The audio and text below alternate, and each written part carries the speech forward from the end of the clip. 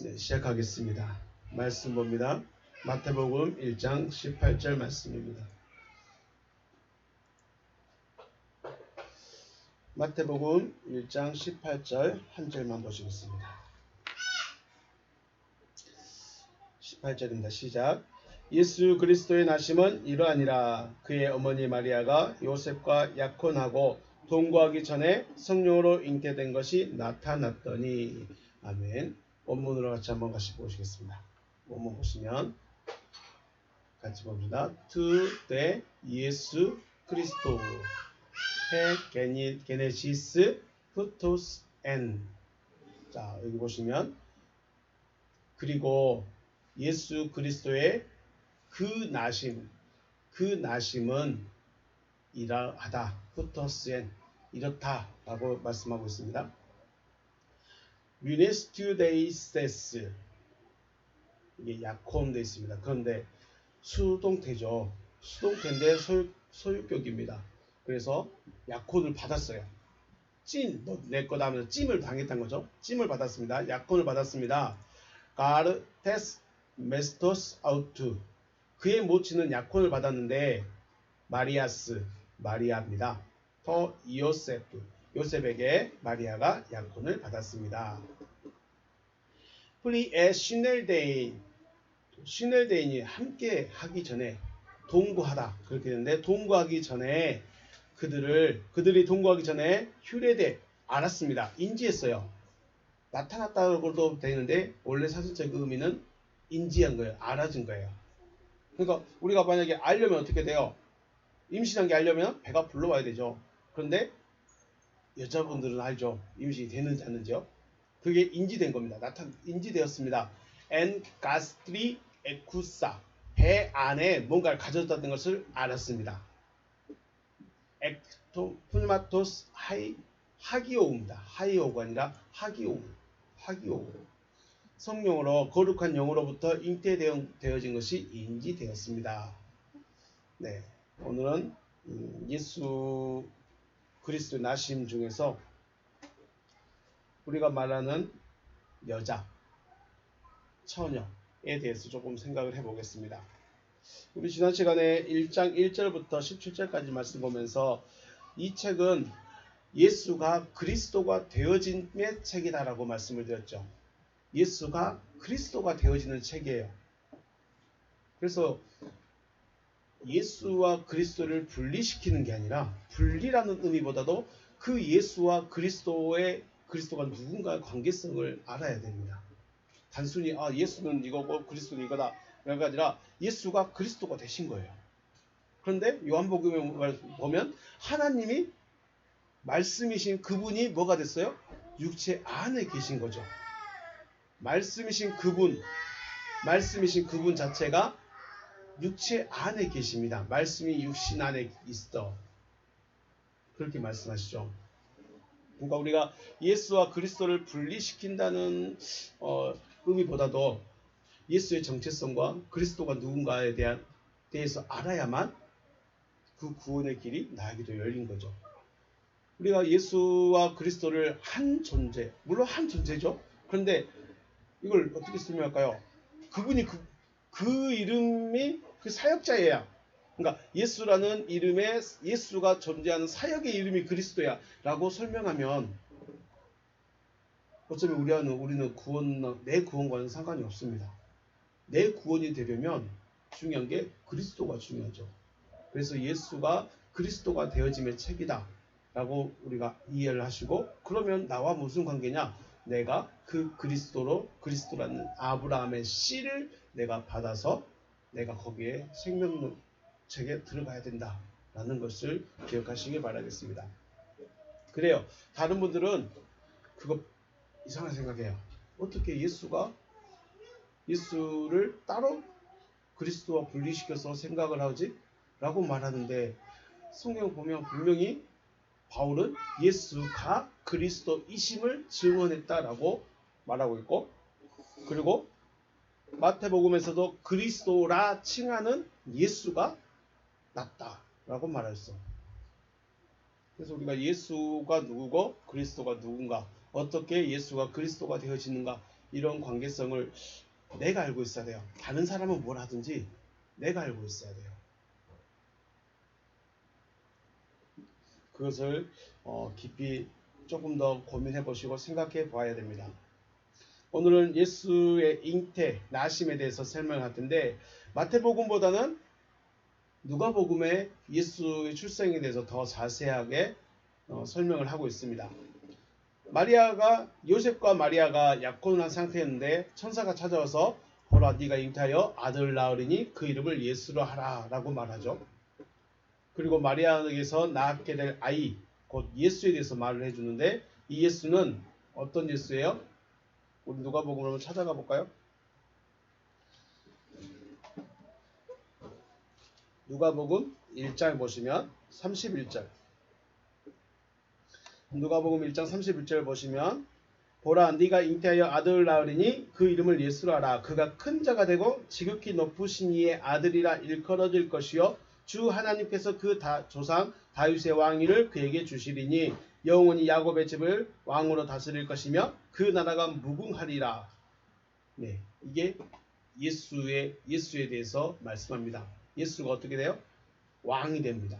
그 왕이라는 존재가 왕의 의미를 그래서 주님은 마지막에 그런 말씀하셔. 신문을 받을 때 네가 이 땅 이 나라의 왕이냐 그러니까 나는 왕이긴 맞는데 내 나라는 여기에 안 있다. 내가 내 백성의 왕인 건 맞는데 내 나라는 이 땅에 속하지 않았다 라고 말합니다. 그래서 우리는 이 땅에 속한 존재가 되면은 그리스도의 다스림을 안 받고 있는 겁니다. 분명히 그리스도는 왕이십니다. 왕이신데 자기 나라의 왕이에요. 이 땅의 왕이 아니에요. 이 땅에 속한 나라가 아니에요. 그렇기 때문에 우리가 어느 편에 속할 것인가는 우리가 고민을 많이 해봐야 됩니다. 마리아 입장에서 물리적으로도 또 생물학적으로도 이성으로도 그 어떤 논리로도 일어날 수 없는 일에 대해서 하는 말을 받아들일 수가 없었죠. 이게 무슨 말입니까? 그래서 말하죠. 34절에 마리아가 천사에게 말하되 나는 남자를 알지 못하니 여기서 뭐예요? 알다라는 말이 나오죠. 알지 못한다. 기노스코한다. 그 단순히 내가 내 정원한 남자를 모르는 걸까요? 아니죠. 하나가 안 됐다는 거예요. 내가 남자를 알지 못한다라는 말은 내가 남자와 하나가 되지 않았습니다. 내가 약혼한 사람이 있긴 하지만 나는 그 사람과 하나가 되지 않았습니다. 그러니까 알지 못하고 있습니다 라고 표현한 것이죠. 그래서 우리가 하나님을 안다는 것은 단순히 그 이름을 알고 있느냐 모르고 있느냐를 물어보는 것이 아니라 그 존재와 하나가 되어졌느냐 하나가 되어지지 아니했느냐 라고 계속해서 우리가 기노스코에 대해서 말씀을 드려왔습니다. 마리아는 남자를 알지 못한다. 하나가 된 적이 없다 라고 말합니다. 그래서 천사가 다시 또 말하죠. 35절에 천사가 대답하여 이르되 성령이 내게 임하시고 지극히 높으신 이의 능력이 너를 덮으시리니 이른바 나실 바 거룩한 이는 하나님의 아들이라 일컬어지리라 하고 37절에 대저 하나님의 모든 말씀은 능히 못하심이 없느니라. 하나님의 말씀은 모든 것을 하실 수 있다라고 말씀을 하십니다. 그런데 안 될 때가 있어요. 안 될 때가 있어요. 언제 안 될까요? 말씀을 안 받으면 안 돼요. 네. 하나님의 말씀은 역사를 합니다. 분명히 하나님의 말씀은 생명력이 있고 그 말씀대로 되집니다. 여기서 생명력이 있다는 건 뭔 말일까요? 말 그대로 생명을 주는 거예요. 생명을 주고 또 다른 생명이 나게 하는 거예요. 뭐 기적을 베풀고 능력을 베풀고 막 이런 것은 하나님께는 큰 의미가 없습니다. 누구한테 의미가 있어요? 나한테. 기적이 일어난다. 병이 고쳐진다. 능력이 나타난다. 예언을 한다. 이건 누구한테 좋은 거예요? 나한테 의미 있는 거지 하나님께는 의미가 없죠. 하나님에게는 가장 중요한 게 뭐예요? 생명이 되는 겁니다. 그런데 생명이 되기 위해서는 뭐를 받아야 돼요? 말씀을 받아야 된다. 하지만 말씀을 안 받으면 하나님의 생명력이 안 넘어오는 겁니다. 마리아가 대답하죠. 그러니까 천사가 대저 하나님의 모든 말씀은 능하심이 없느니라. 그러니까 모든 말씀 능하심이 없다. 그러니까 하나님이 말씀하시면 뭐 기적이 일어나고 표적이 일어나고 귀신이 쫓아나가고 우리는 그것만 생각했습니다. 그런데 지금 마리아와 대답은 무슨 말이에요? 나는 남자를 알지 못하는데 내가 어떻게 아이를 낳을 수 있습니까? 이거에 대한 이야기죠. 기적을 행하거나 표적을 하거나 병을 고치거나 귀신을 쫓아내는 이 이야기가 아니에요. 지금 마리아는 나는 아직 남자를 알지 못하는데 어떻게 아이를, 그것도 아들을 이름까지 정해서 낳을 수 있겠습니까? 네. 그런데 하나님은 하나님의 말씀이 할 수 있다는 거예요. 뭐가 할 수 있다? 말씀이 할 수 있다는 거예요.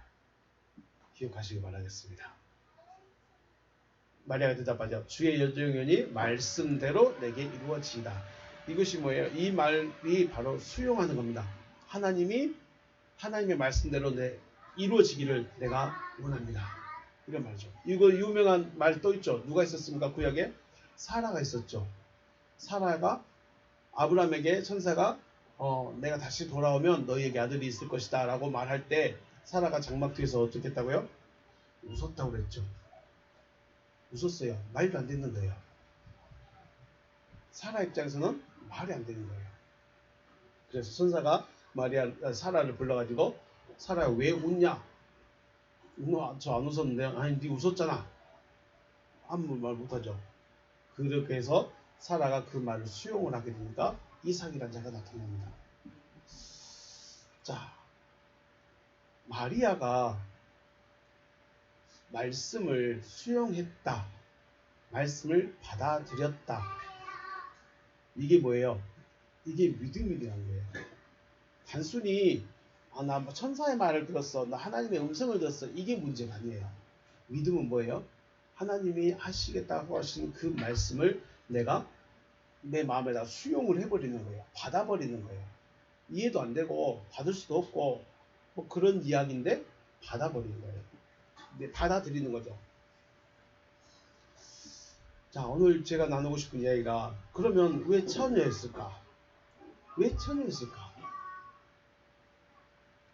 이사야 말씀에 보라 처녀가 잉태하여 아들을 낳을 것이요 그의 이름은 임마누엘이라 하리라 라고 마태복음에서 23절에서 말씀하셨습니다. 처녀가 잉태하여 아들을 낳을 거예요. 자, 우리가 처녀라고 되어 있기 때문에 예언을 했기 때문에 처녀 마리아라고 말하는데 처녀만 아들을 낳으면 저와 여러분 어떻게 될까요? 이것도 생각해 봐야죠. 그러니까 구원이 이 메시아관과 구원관이 예수에게만 딱 꽂혀버리면 나는 처녀이 아니에요. 그러면 나옵니다. 그래서 이게 정말 어려운 거예요. 구원관이 예수에게만 딱 꽂혀버리면 나는 처녀가 아니기 때문에 아이를 못 낳아. 그리고 혹이나 여기 계신 분들도 아이를 낳은 경험이 있으면 이 구원이 안 되는 거예요. 그러니까 처녀라고 말하는 것은 어쩌면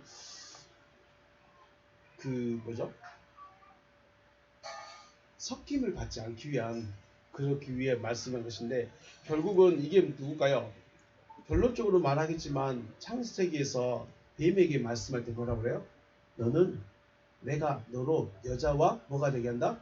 원수가 되게 하고 너의 후손도 여자의 후손과 원수가 될 것이고 너는 그 후손은 뒤꿈치를 볼 것이고 그 후손은 네 머리를 상하게 할 것이다. 그래서 이스라엘 사람들의 기다리는 사람이 누구예요? 여자의 후손을 기다리고 있어요. 여자의 후손을. 그러니까 처녀라고 말하는 것은 어쩌면 그 예수라는 혈통의 정통성을 잇기 위해서 처녀라고 말하긴 했는데 실질적인 구원을 위해서는 누가 나올까요? 사마리아 여자 같은 경우는 처녀이 아니에요. 아니죠. 그 다음에 요한계시록에 가면 그런 이야기가 나왔습니다. 일단은 처녀라고 말했기 때문에 제목은 이제 우리가 생각할 건 처녀이지만 전반적인 걸 봤을 때는 여자의 후손입니다. 여자의 후손. 여자입니다. 여자. 자, 창세기 2장 24절에 남자가 부모를 떠나 그 아내와 합하여 둘이 한 몸을 이룰지라. 아담의 유일한 예언이죠. 부모를 떠나서 아내와 합하여 둘이 한 몸을 이룰지라. 한 몸이 되는 겁니다. 그래서 성경에서 남자는 누굴 말하는가요? 남자는 그리스도 또는 하나님의 말씀이라고 합니다. 그러면 아담이 하나님의 말씀이라고 해야 될까요? 안 해야 될까요? 하나님의 말씀이라고 해버리면 이게 문제가 생깁니다. 왜 그럴까요? 하나님의 말씀 자체가 하나님의 말씀을 거부해 버린 거예요. 아담도 뭘 먹었어요? 선악을 알게 한 나무를 먹어버렸죠. 그러니까 하나님 말씀 자체가 하나님의 말씀을 거부해 버린 경우가 되는 거예요. 이 말이 안 맞는 거예요. 그러면 아담이 누가 돼야 될까요? 아담과 하와를 어떻게 구분해야 될까요? 일단 그렇습니다. 남자는 기본적으로 그리스도 혹은 하나님의 말씀. 그래서 신약에서는 뭐라고 합니까? 우리를 뭐라고 불러요? 신부. 다시 오실 그분을 뭐라고 그래요? 그리스도, 신랑, 그리스도라고 말하죠. 그래서 여자는 그리스도의 신부로서 하나님의 말씀과 연합해져야 되는 대상이다. 자, 이러므로 남자가 부모를 떠나 그 아내와 합하여 둘이 한 몸을 일지라 그리스도께서 하나님으로부터 나와서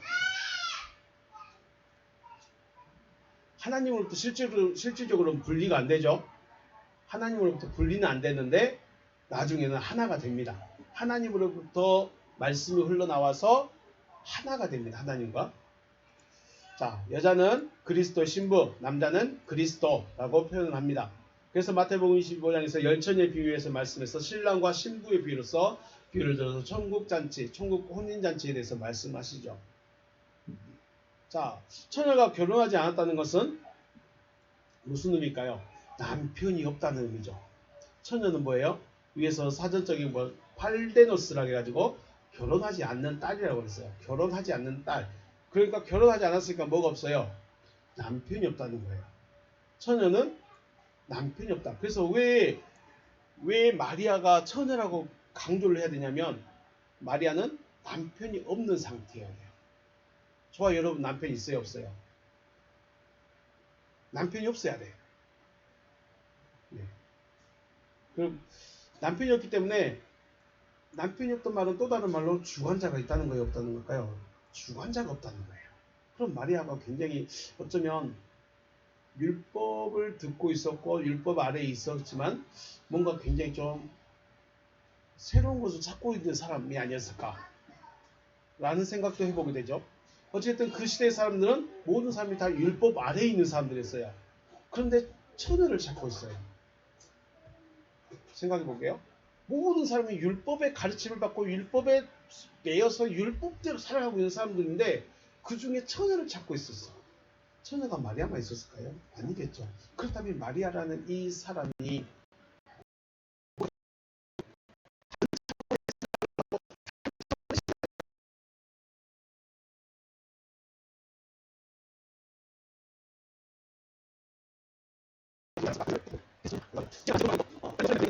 주인으로 살겠습니다. 부부입니다. 한 집에 한 이불을 하루를 먹고 삽니다. 그런데 제가 제 아내의 마음의 주인이 될 수 있을까요? 제 말은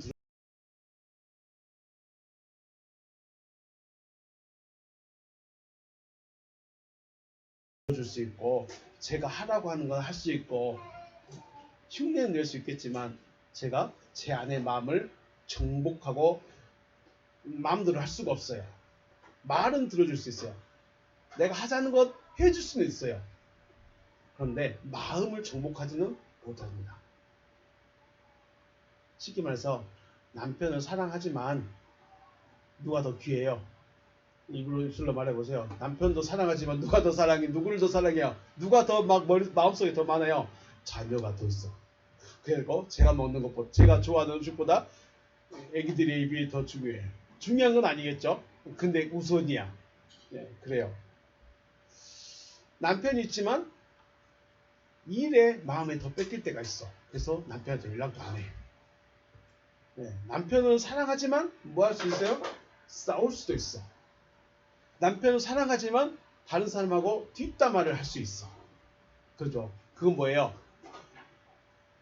부부관계가 되었지만 남편이라고 하지만 아내의 마음을 내 마음대로 하지 못하는 거예요.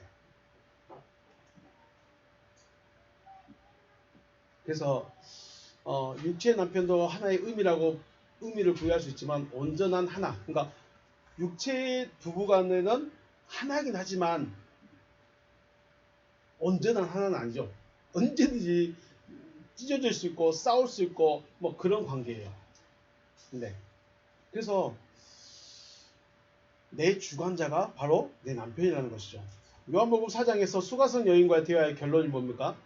결론이 뭐냐면 내가 너의 남편이 너는 남편을 정리하고 나에게 와라. 내가 너의 남편이 되어주겠다라고 말씀하신 것이 여인과의 대화의 결론입니다.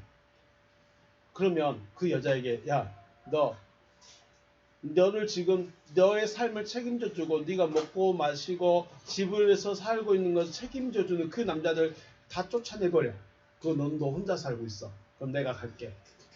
그런 의미일까요? 성경을 그렇게 바라보면 그래서 다른 사람들은 집도 버리고 남편도 버리고 새끼도 버리고 다 오라고 하는 게 보고 있습니다. 주님은 그걸 말하는 게 아니죠. 혼자가 돼서 내게 오란 말씀은 내가 너의 영적 남편이 되어주겠다는 거죠. 수가성 여인과의 대화에서 육체적 남편으로 생각해버리면 전혀 다른 데로 가버립니다. 주님은 영적 남편이 되어주기를 원하시는 거죠. 그래서 바울은 로마서 7장에서 남편이 있는 여자는 그 남편이 죽으면 남편의 법에서 해방되어진다라고 말하고 있습니다. 그러면 남편을 죽게 놔둬야 될까요? 남편이 죽기를 물떠놓고 빌어야 될까요? 남편의 법에서 해방되려면 남편이 죽어야 되는데 이혼도 안 돼요. 죽어야 되는데요. 이게 뭘 말일까요?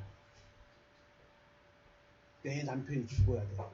내 안에 있는 내 남편이 죽어야 돼요. 그 남편이 누구예요? 율법이라는 거죠. 율법이에요. 그래서 지금 저와 여러분에게 남편이 있습니까? 라고 물어보면 여러분은 뭐라고 대답할까요? 남편이 있다면 그리스도가 남편입니까? 율법이 남편입니까? 찾아야죠. 율법이 내 마음을 꽉 잡고 있어서 율법이 요구하고 시키는 대로 하고 있는가? 아니면 그리스도가 내 남편이어서 그리스도의 명령대로 내가 살아가고 있는가? 찾아내야죠. 누가 여러분의 남편이십니까? 육체의 남편 말하는 거 아닙니다. 그래서 남편이 죽어야 그 남편의 법에서 해방되어서 새로운 남편을 만날 수 있습니다. 쉽게 말해서 우리가 그리스도를 만나려면 내가 전에 가지고 있던 내 마음에 있던 그 법을 없애라는 거예요. 그리스도가 내 남편이라면 내가 신부고 내 신랑이 그리스도시라면 그리스도를 만나기 위해서는 내가 지금 만나고 있는 내 안에서 나를 주장하고 있는 그 남편 다 정리하는 거예요. 그리고 그리스도를 만나야 돼요. 안 만나면요.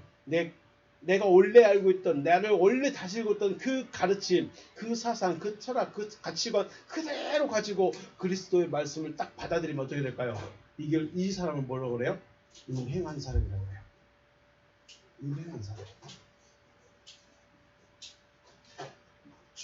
죽어야 하는 남편이 바로 율법입니다. 우리 율법 이야기할 때 좀 복잡하죠. 율법은 누가 주신 거다? 하나님이 주신 거다.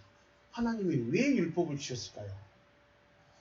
그들은 애굽의 속성을 그대로 가지고 있던 사람들이에요. 그죠? 애굽의 속성을 그대로 가지고 있던 사람. 그러면 이 사람들에게 하나님의 법을 주려면 하나님의 백성으로 살게 하려면 하나님의 법을 줘야 돼. 하나님의 율법을 주신 이유는 애굽의 속성을 버리라고 율법을 주신 거예요. 율법을 지키라고 준 게 아니라 법을 통해서 이 속성을 버리라고 하는 거예요. 근데 이걸 지키는 걸 의로워 생각해버려요. 거꾸로 생각하면 이걸 뒤집어 생각해보면 내가 율법을 잘 지키고 있다는 그 말은 뭔 말일까요? 나 아직도 애국적이다. 나 애굽의 속성 그대로 가지고 있다고 자기를 표현하고 있는 것이 돼버린다는 거죠. 율법은 육체의 남편이 아닙니다. 율법을 가지고 있는 것은 바로 내가 세상의 관습, 세상의 속성을 가지고 있다는 반증이기 때문에 그것을 버리라는 것이죠. 본성대로 살아가는 그 모습을 버리라는 것입니다. 정리를 한다면 모든 사람은 남편을 만나야 되는 여자입니다. 이거는 생물학적 남자 여자를 말하는 게 아니에요. 성경이 생물학적 남자 여자 그거 따져갖고 뭐 하시더라. 그렇게 보면 구약에서는 여자 이름 족보에 올라가요 안 올라가요? 안 올라가. 여자는 계수에 사람 숫자에 들어가야 안 들어가요? 여자들하고 아이는 사람 숫자에도 안 들어가. 그래서 성경에서 말하는 모든 사람은 남편을 만나야 하는 여자다. 생물학적인 여자, 남녀를 말하는 것이 아닙니다. 그리고 여자는 다스림을 받아야 하는 존재입니다. 다스림을 받습니다. 어디에서 다스림을 받게 될까요? 누구에게 다스림을 받습니까? 남편의 다스림을 받게 됩니다. 그런데 남편이 어디 있어요? 옆에 있어요? 옆에 있어서는 나를 다스리지 못합니다. 저도 저를 못 다스리는데 남편이 어디 있어요? 마음에 있어요. 그래서 마음에 있는 그것이, 마음에 있는 사상, 마음에 있는 생각, 마음에 있는 가치관, 이것이 나를 다스리는 거예요. 그러니까 마음에 남편이 있는 겁니다. 그러므로 마음에 있는 것이 곧 나의 영적 남편. 내 남편이 어디 있어요? 마음에 있어요.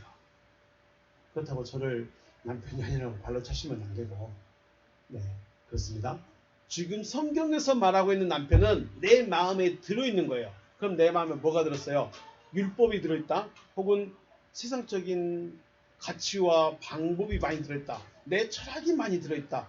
어떻게 해야 돼요? 버려야 되는 거예요. 이건 뭘 버리는 거예요? 결국 자기를 버리는 거예요. 그래서 바울은 뭘 버렸어요? 이것들을 뭐라고 해요? 배설물로 이거 버렸어요. 이 버리는 과정을 몇 년 했었다고요? 12년 했어요. 남편은 크게 빛과 어둠 뿐입니다. 크게 말하면. 남편은 누구밖에 없어요? 빛이냐 어둠이냐. 다른 말로 그리스도냐 반그리스도냐 안티그리스도냐. 두 가지밖에 없어요. 남편은. 둘 중 하나가 내 남편이에요. 지금 현재. 여러분의 남편은 지금 누구예요? 빛이 그리스도께서 내 남편이 아니라면 거의 대부분 누가? 안티그리스도가 내 남편인 거예요. 지금. 어둠이 내 남편이 되는 거예요. 그런데 이 어둠이라는 남편이 어둠으로 다가오면 제가 좋아할까요? 안 좋아할까요? 쉽게 말해서 이단 사상이 뻔히 이단 사상인지 아는데 내 안에 막 들어오려고 그래. 나를 정복하려고 그래. 좋아할까요? 안 좋아할까요? 일단 무조건 거부해요. 그럼 이 이단 사상이 어떻게 들어와야 돼요? 진짜처럼 들어와야 돼요. 쉽게 말해서 어둠인데 빛을 가장으로, 빛의 칼을 쓰고 들어오는 거예요. 이게 문제예요. 그래서 우리가 섞고 있는 거예요. 지금 우리가 여러분이 저하고 말씀을 나누는데 제가 지금 나누는 이 말이 진짜 하나님의 말씀인지 아닌지 여러분이 분별할까요? 못할까요? 분별을 못해. 왜 못할까요? 제가 혹시 여러분에게 하고 있는 말이 양의 탈을 쓴 일의 말일 수도 있는데 중요한 건 여러분이 분별하기가 어렵다. 아니 분별이 안 된다. 왜 그럴까요? 왜 분별 안 될까요? 생각해 보시기 바라겠습니다. 자, 뱀이 왜 하와에게 갔죠? 뱀이 왜 하와에게 갔을까요? 여자는 다스림을 받는 한계를 넘어갈 수 있을까요? 못 넘어갈까요? 그 한계를 못 넘어갑니다. 그 말은 모든 사람은 다스림을 받는 그 한계를 넘어서 정복하고 가르치는 역할을 못합니다. 네, 모든 사람은 영적인 일에, 영적인 것에, 그러니까 공부, 수학은 가르칠 수 있어요. 국어는 가르칠 수 있어요. 근데 영적인 하나님에 대해서 가르치고 정복하는 일을 사람은 못해요. 할 수가 없어요. 왜요? 존재성 자체가 여자이기 때문에, 여성이기 때문에. 그러니까 다스림의 한계를, 여자는 다스림의 한계를 넘어갈 수가 없습니다. 이걸 다시 말하면 스스로는 진짜 남편을 구분을 못한다는 거예요. 자, 하나님의 말씀을 누구로부터 들었어요? 아담으로부터 들었어요. 그런데 뱀이 와서 또 말을 해. 근데 얘가 더 진짜 같아. 어떻게 해요? 수용해버리죠. 여자는 이런 존재입니다. 여러분과 제가 지금 그랬어요. 더 직설적으로 표현한다면 옳고 그름을 판단을 못하는 존재가 여자라는 거예요. 옳고 그름을 판단. 선과 악을 판단한다. 착하지 않다. 이걸 판단 못하는 게 아닙니다. 뭘 판단 못한다는 거예요? 이것이 하나님의 말씀인지 아닌지, 진리인지 비진리인지 분별하기가 너무너무 어렵다는 거예요. 여러분 설교를 들을 때 진리의 말씀만 진리의 목사가 말하면 다 진리의 말씀이라고 들려진가요? 그렇다 보면 제가 한 15년 전에 그 신천지에서 나오는 그 신문을 잠깐 본 적이 있어요.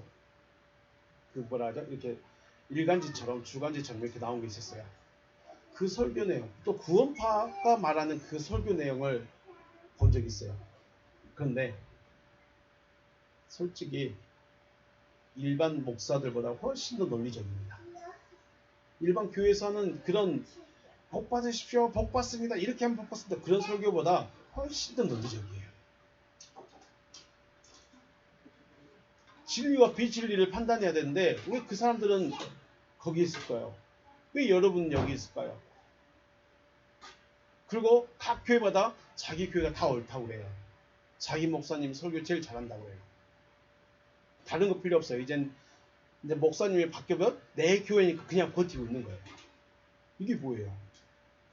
이건 진리를 위해서 거기 있는 것이 아니라 자기 자리를 위해서, 혹은 뭐 여러 가지 이유가 있겠죠. 죄송합니다. 여자라는 존재들은 원래 그런 거예요. 여자에서 여러분만 여자를 말하는 것이 아니라 저도 여자에 속하는 거예요. 그래서 우리는 스스로 이것이 진리인지 비진리인지 분별하기가 어려워요. 왜 여자에게, 지금 하와에게 왜 여자에게 뱀이 여자에게 갔는가에 대한 질문에 대한 대답을 하고 있는 겁니다. 그래서 들려지는 말에 의해서 다스릴 수가 있기 때문에 아담에게 가지 않고 누구에게 간 거예요? 여자에게. 아담은 그래도 말씀이라는 걸 갖고 있어요. 근데 여자라는 존재는 다스림을 받는 존재이기 때문에 이거 구별을 잘 못한다는 거예요. 그러니까 아담에게 안 오고 누구에게 갔어요?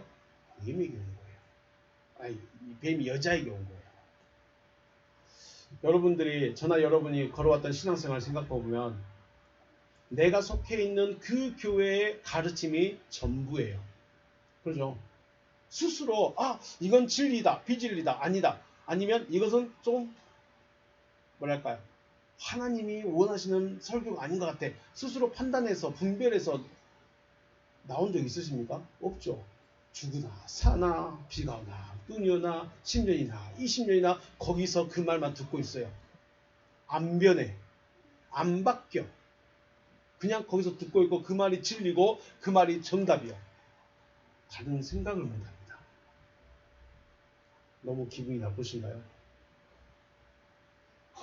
여러분에게 스스로 질문을 던져보거나 성경을 읽어보면서 여러분 하나님의 뜻이 어디 있습니까 하고 여러분 스스로 어떤 계시가 열려지거나 그러지 않는 이상은 찾아갈 수가 없습니다. 그래서 대부분 들려지는 대로 믿는 경우가 대부분입니다. 좀 기분 나쁘시다도 저도 인정합니다. 저도 그렇게 살아왔어요. 저도 어렸을 때 배웠던 거, 들었던 거, 예수 잘 믿으면 천국 간다더라, 봉사 잘하면 뭐 복을 받는다더라, 뭐 등등등, 부모님한테 잘하면 뭐 효하면 뭐 한다더라, 그런 말만 듣고 자라왔어요. 또 신학을 하다 보니까 신학을 하면서는 또 말씀 진리를 찾아가야 되니 그런 말 또 하는, 그게 전부인 거죠. 물론 지금도 마찬가지시죠. 하나님의 뜻은, 하나님의 계시는 다르게 또 올 수 있는데 지금 현재 제가 만나고 있는 이 말씀 자체가 또 발전할 수도 있겠죠. 그런데 현재 상황에서는 이게 저한테는 전부입니다. 그래서 여자라는 존재는 제가 진리라고 말하지 못하는 이유가 뭐냐면 저도 여자이기 때문에 아직 제가 완성이 됐다거나 바울처럼 내가 하나님으로 인해서 내가 계시를 얻었고 하나님이 하신 말씀을 내가 다 받았다고 그 증거가 저에게도 아직 없기 때문에 저도 장담을 못하는 겁니다. 또 발전할 수도 있는 거고. 여자라는 존재는 이런 존재예요. 그러니까 여자에게 간 거예요. 여자는 그리고 그 말을 받아들여 보는 거예요. 여러분 말씀 분별할 수 있습니까? 그냥 유명한 목사면 아멘 해버리죠. 그것이 누가 어떤 목사는 이런 말 하던데 그게 자기 믿음인 것처럼 해버립니다. 비진리, 진리 비진리 상관없어. 구원의 말씀인지 아닌지 그거 상관없어. 누가 했느냐가 중요합니다. 그게 누구라고요? 여자라는 존재예요. 그래서 여자라는 말의 의미를 고상하게 표현하면 다스림을 받아야 되는 존재라고 할 수 있지만, 직설적으로 표현하면 혼자서는 아무것도 할 수 없는 존재가 여자입니다. 여러분, 이건 생물학적인 여자를 말하는 게 아닙니다. 절대 오해하시면 안 됩니다. 여러분도 여자, 저도 여자. 그래서 남편이 없으면 저는 뭐 할 수 있는 게 있을까요, 없을까요? 저도 할 수 있는 게 없다는 거예요. 남편이 없으니까 힘이 없어. 남편이 없으니까 할 말을 못해. 우리 지난번에 말씀드렸습니까? 자신감이 어디 있어요? 내가 당당하고 내가 자신감 있는 이유는 뭐예요? 내 마음에 뭔가 있는 거예요. 내가 믿는 뭔가가 있기 때문에 당당한 거예요. 그래서 율법에서 뭐라고 합니까? 율법에서는 아무것도 할 수 없는 고아와 과부를 멸시하지 말라라고 하십니다. 하나님은 고아의 아버지시며 또 과부의 남편이시죠. 그래서 고아와 과부를 절대로 멸시하지 말라고 말합니다. 이게 왜 그럴까요? 진짜 고아를 멸시하고 진짜 과부를 멸시해서 그러실까요? 이건 물론 사회적으로도 가장 약자이긴 하지만 이게 무슨 말일까요?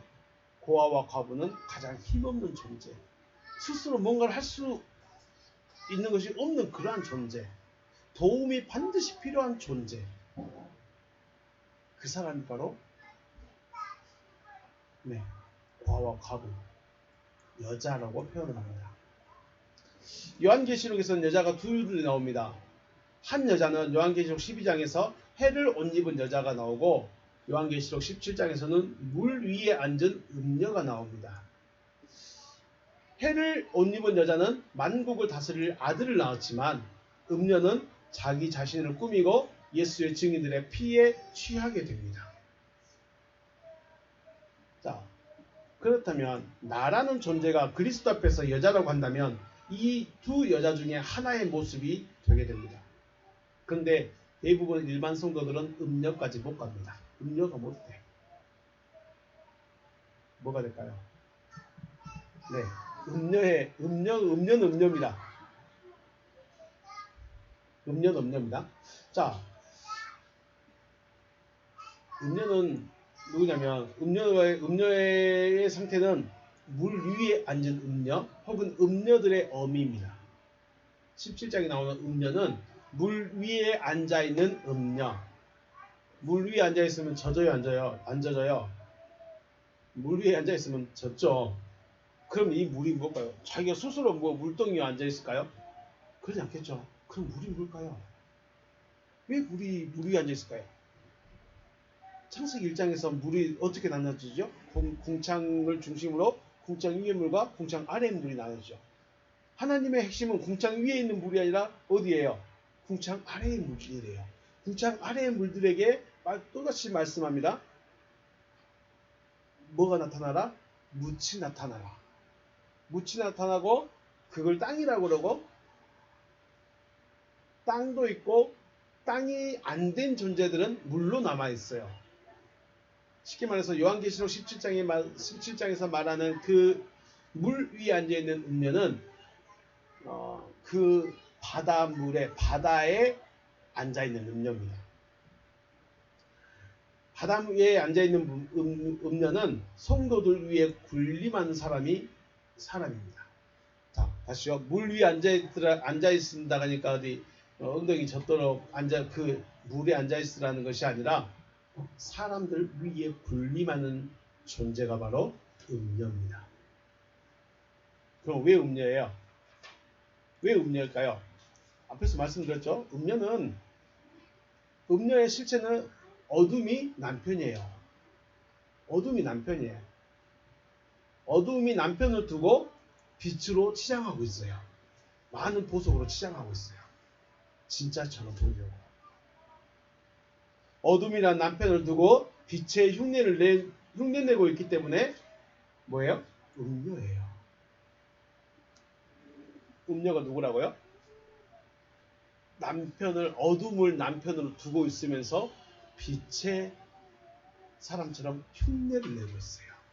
그래서 남편이 아닌 빛을, 어둠이 아닌 빛을 함께 섬기고 있는 듯한 그런 모습이 바로 뭐라고? 운명이다. 운명. 그래서 그런데 재미있는 게 뭐예요? 사람들이 볼 때 이 사람이 어둠으로 보일까요? 빛으로 보일까요? 빛으로 보이는 거예요. 그래서 사람들이 속고 그 밑에 충성을 맹세합니다. 사람들이 이 음료를 빛으로 보고 따르고 기꺼이 음료의 방석이 되기를 즐거워한다는 거예요. 여러분 어떻습니까? 여러분이 누군가의 방석으로 되기를 원하십니까? 여러분이 누군가의 방석이 되면 안 되잖아요. 누군가에게 속해서 다스림을 받고 종으로 살아가면, 근데 재미있는 게 그걸 모른다는 거예요. 왜 모를까요? 여자이기 때문에. 창세기 3장 15절 말씀. 내가 너로 여자와 원수가 되게 하고 내 후손도 여자의 후손과 원수가 되게 하리니 여자의 후손은 내 머리를 상하게 할 것이요 너는 그의 발꿈치를 상하게 할 것이니라. 네, 하나님께서, 여호와 하나님께서 뱀에게 하신 말씀이죠. 뱀과 여자는 원수입니다. 뱀과 여자는 뭐예요? 원수예요. 그리고 그 자손들도 자손들끼리 원수예요. 그래서 사람들은 알게 모르게 마귀와 혹은 귀신을 싫어합니다. 그렇죠? 뱀을 땅 짐승에 있는 뱀을 싫어하는 사람 많죠. 저도 싫어합니다. 기겁합니다. 질색합니다. 그런데 오히려 그 뱀을 목에 감고 시원하다고 말하는 사람도 있고, 뱀하고 입 맞추는 사람들도 있고, 뱀을 사육하는 사람들도 있죠. 그런데 그런다 치고 많은 사람들 중에 마귀 좋아하는 사람이 있을까요? 귀신 좋아하는 사람이 있을까요? 왜 싫어할까요? 원수예요, 원수. 모든 사람들은 귀신 싫어합니다. 마귀 싫어합니다. 귀신 영화를 좋아하고, 귀신이 나오는 영화 좋아한다고 하지만 귀신이 자기 앞에 있으면 기겁하지 좋아하는 사람은 없을 겁니다. 또 싫어하는 정도를 넘어서 무서워하고요, 기겁을 하죠. 그래서 마귀는 빛으로 가장해서 사람들에게 다가오죠. 그렇다고 빛으로 가장한다고 해서 귀신이 밝은 귀신 대가 올까요? 낮에 나타나는 막 밝은 데 나타나고, 아니면 잘생기게 나타나고 이쁘게 해서 나타날까요? 귀신이? 그런 것이 아니라 하나님의 말씀인 것처럼 다가오는 겁니다. 이게 어려운 거예요. 그래서 분별을 해야 되는 거예요. 우리가 아무 말을 들으면 안 되는 이유가 여기 있는 거예요. 다 그런 건 아니기 때문에 일반화 시킬 수도 없겠지만, 우리가 밥을 먹는데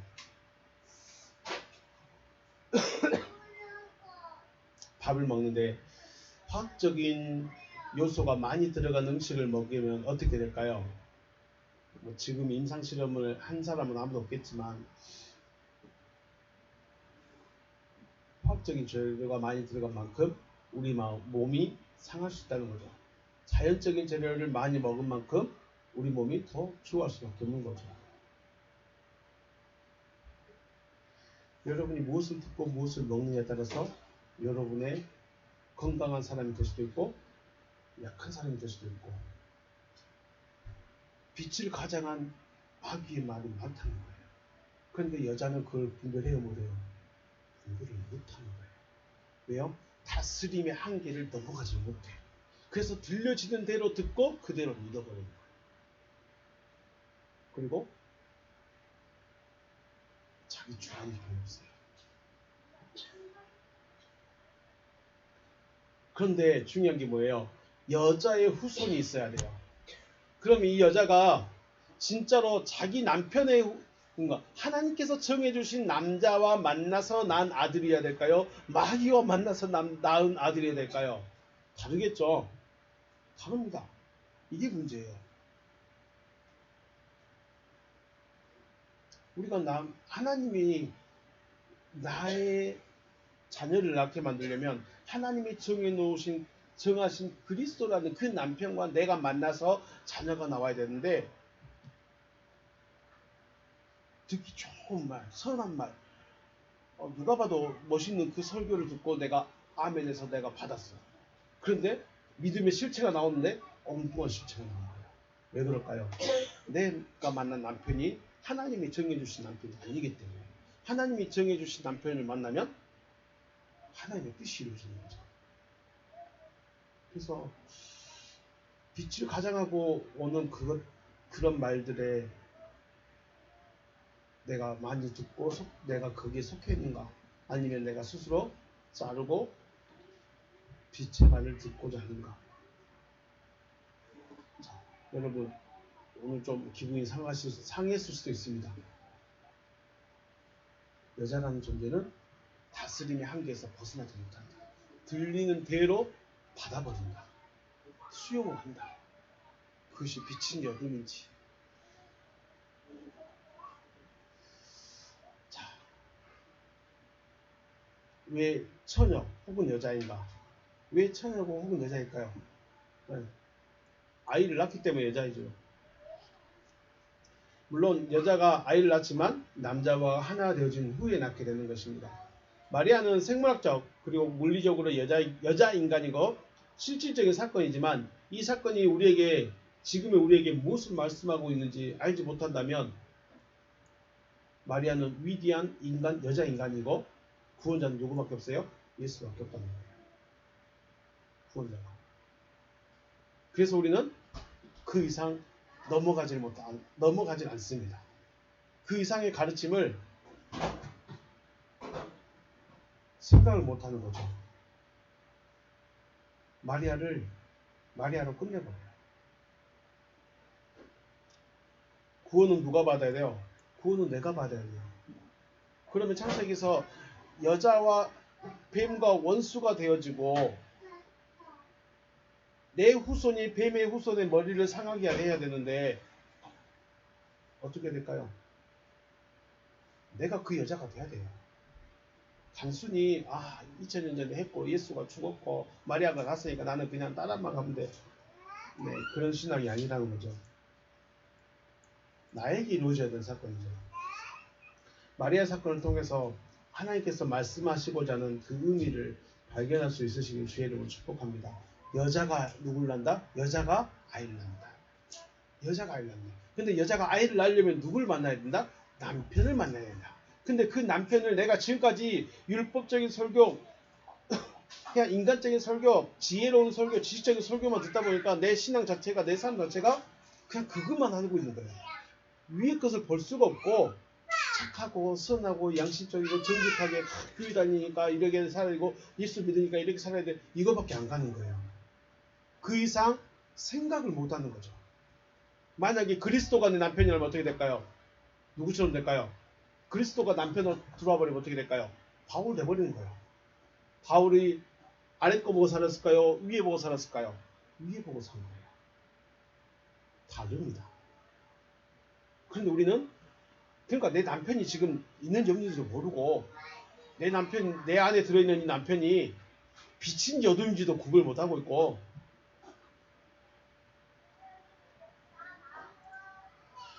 마리아는 여성이고 하나님의 말씀이 남성입니다. 남성과 여성이 만났을 때 그 결과가 나타나는 겁니다. 지금의 여러분과 저도 처녀일 수도 있죠. 진짜 주인이 없어가지고 아무 생각 없이 살 수 있는 사람이 살 수 있어요. 교회는 다니는데 어떤 율법적인 것도 관심 없고 뭐 신학적인 것도 관심 없고 그냥 교회만 앉았다 가고 뭐 이러고 있을 수도 있고요. 유부녀다. 그 말은 뭔 말이에요? 교회 다니니까 그 가르침들 그 말씀들 다 받아가지고 스스로 막 믿음 있는 체하고 살고 있는 자체가 뭐예요? 유부녀예요. 과부는 뭐예요? 이 말씀은 아닌가 봐요. 여기는 하나님의 말씀 아닌가 봐요 하면서 뛰쳐나오긴 나오는데 갈 데가 없어. 그래서 과부일 수도 있고 말씀이 없는 상태. 왜 제자들이 고아했죠? 제자도 원래 고아 아니잖아요. 근데 고아인 너희라고 말했어요. 왜 그랬어요? 보호자가 떠나갔겠다는 거예요. 근데 그 보호자가 다시 오겠다고 그랬죠. 어디로? 그들 안으로. 자,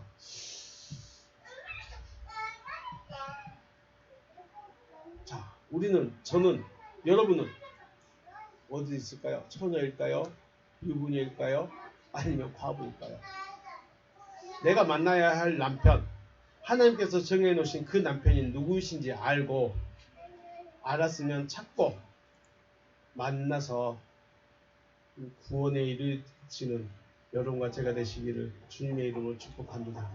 네, 내가 만나야 될 사람이, 내가 만나야 될 존재가 누구인가를 알아야 돼요. 내 남편이 육체의 남편이 아닌 거죠. 물론 육체의 남편도 필요하고 육체 아내도 필요하지만 더 중요한 게 뭐예요? 내 마음을 정복하고 다스리는 그분이 내 남편이다. 자, 여러분 안에 율법이 여러분을 정복하고 다스리고 있으면 율법이 여러분의 남편이에요. 돈이 여러분을 정복하고 다스리고 있으면 돈이 여러분, 자, 돈이든지 뭐 가르침이든지 사상이든지 철학이든지 다 남편이긴 한데 어둠이 가장한 남편들이에요. 네. 오늘 여자에 대해서 생각해봤습니다. 저와 여러분은, 저도 여자고 여러분도 여자입니다. 하나님 앞에서 다 여자입니다. 그럼 어떻게 돼요? 남자를 만나야 돼요. 자, 우리는 딸들에게 말합니다. 어떤 남자 만나라? 대답을 안 해주실 때 좋은 남자 만나라. 너를 사랑해주는 남자 만나라. 너를 위해 줄 수 있는 남자 만나라. 왜요? 그래야 행복하실 거니까. 그죠? 사랑이신 하나님이 그리스도 남편을 보내시면 그분이 여러분의 남편이 되시길 주님의 이름으로 축복합니다. 네, 오늘 여기서 마치겠습니다. 수고하셨습니다.